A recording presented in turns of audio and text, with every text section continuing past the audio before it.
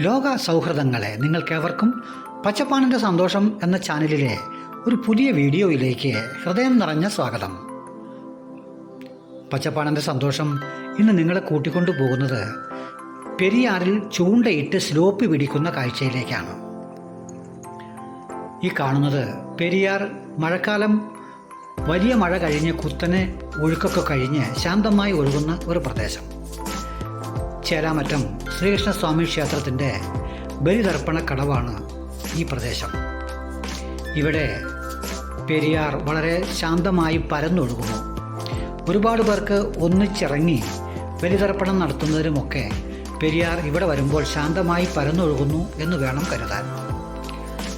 ബലിതർപ്പണത്തിൻ്റെ കരക്കിടവാവിൻ്റെ തിരക്കെല്ലാം കഴിഞ്ഞ് കടവ് ശാന്തമായപ്പോൾ അവിടേക്ക് ബലിതർപ്പണത്തിൻ്റെ അവശിഷ്ടങ്ങളുമൊക്കെ കടവിൽ യഥേഷ്ടമുള്ളതുകൊണ്ട് ഒരുപാട് മത്സ്യങ്ങൾ അവിടേക്ക് എത്തുന്നു.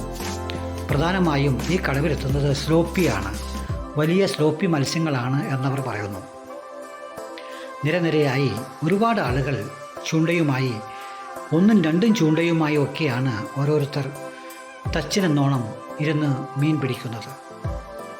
ഞാൻ അല്പം വൈകിയാണ് എത്തിയത് കൊണ്ട് ഒരുപാട് പേർ മീൻപിടുത്തവും കഴിഞ്ഞു പോയി എന്നാണ് അറിയാൻ കഴിഞ്ഞത്. കടവിൻ്റെ അങ്ങേ തലക്കിലേക്ക് നോക്കുമ്പോൾ പെരിയാറിന് കുറുകെ ഒരു വലിയ പാലം കാണാം. ആ പാലം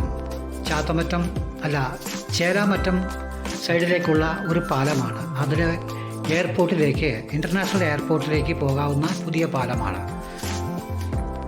ഈ കാണുന്ന ആളുകളൊക്കെ നിരന്തരമായി ഇവിടെ പെരിയാറിൽ ഈ സ്ലോപ്പി പിടിക്കുവാനായി വരുന്നവരാണ് എന്നാണ് അവരോട് ചോദിച്ചപ്പോൾ പറഞ്ഞത്. ചിലപ്പോഴൊക്കെ മറ്റു വലിയ മത്സ്യങ്ങളും കിട്ടാറുണ്ട്. ഇപ്പോൾ വെള്ളം കുറഞ്ഞ് പുഴ പരന്നൊഴുകുന്നത് കൊണ്ട് മീനുകൾ കടവിലേക്ക് അടുക്കുന്നത് കുറവാണ്. എന്നാലും സ്ലോപ്പി വർഗത്തിൽപ്പെട്ട വലിയ മീനുകൾ യഥേഷ്ടം ലഭിക്കുന്നു എന്ന് ഈ നിൽക്കുന്ന ചേട്ടൻ പറയുന്നു. ആരുടെയെങ്കിലും ചൂണ്ടയിൽ സ്ലോപ്പി കൊത്തി വലിക്കുന്നത് കാണാൻ വേണ്ടി ഞാൻ കുറേ അധികം നേരം നിന്നു.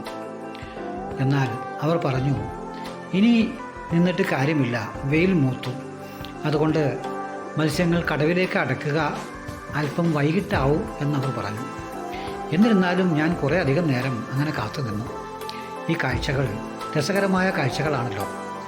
ബാല്യത്തിൽ മീൻ പിടിക്കാനൊക്കെ പോയിട്ടുണ്ടെങ്കിലും സ്വന്തമായി ഇത്തരം മീനുകൾ ഭക്ഷിക്കാത്ത ഒരാളെന്ന നിലയിൽ ഇതൊക്കെ കാണുന്നത് ഒരുപാട് ഇഷ്ടമുണ്ട്.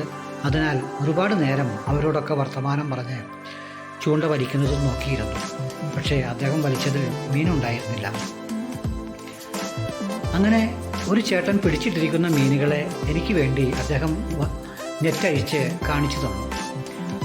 മീനൊക്കെ ജീവനുണ്ട്, കാരണം വെള്ളത്തിൽ തന്നെ ഇട്ടിരിക്കുകയാണ്, അത് ചത്തിട്ടില്ല. അതുകൊണ്ട് പോകുന്ന നേരത്തേക്കാണ് വീട്ടിൽ പോയിട്ടാണ് കൊല്ലുകയുള്ളൂ എന്ന് അദ്ദേഹം പറഞ്ഞു.